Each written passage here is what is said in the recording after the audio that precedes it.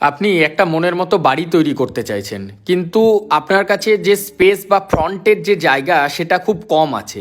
তো সেক্ষেত্রে একটু অল্প জায়গার মধ্যেও কিভাবে আপনি একটু মডার্ন বাড়ি তৈরি করতে পারেন, বা সামনের যে দেখনদারির যে নকশা বা যেটা আমরা ফ্রন্ট এলিভেশন বলে থাকি, সেটা কেমন হবে, এটা কিন্তু একটা সুদক্ষ কারিগর বা একজন সুদক্ষ আর্কিটেক্ট বা ইঞ্জিনিয়ারের দ্বারাই কিন্তু সম্ভব।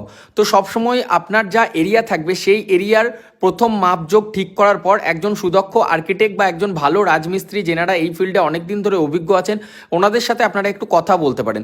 দেখুন, আমাদের এই যে বিল্ডিং তৈরি হচ্ছে, এদের যে ফ্রন্টের যে এরিয়াটা একদম রোডের ওপর বলে, সেক্ষেত্রে কিন্তু খুব একটা বেশি ওপেন স্পেস আমরা পাচ্ছি না, কিন্তু এর মধ্যেও সুন্দরভাবে কিভাবে ফ্রন্টের যে নকশা একদম সামনের যে নকশাটা করে তোলা যায় সেইভাবেই আমরা চেষ্টা করছি এখানে। এবং তার পাশেও দেখুন একটা বিল্ডিং হচ্ছে, এক্ষেত্রে কিন্তু সেটা একটা ডিফারেন্ট ওয়েতে, মানে ডিফারেন্ট নকশা থাকছে।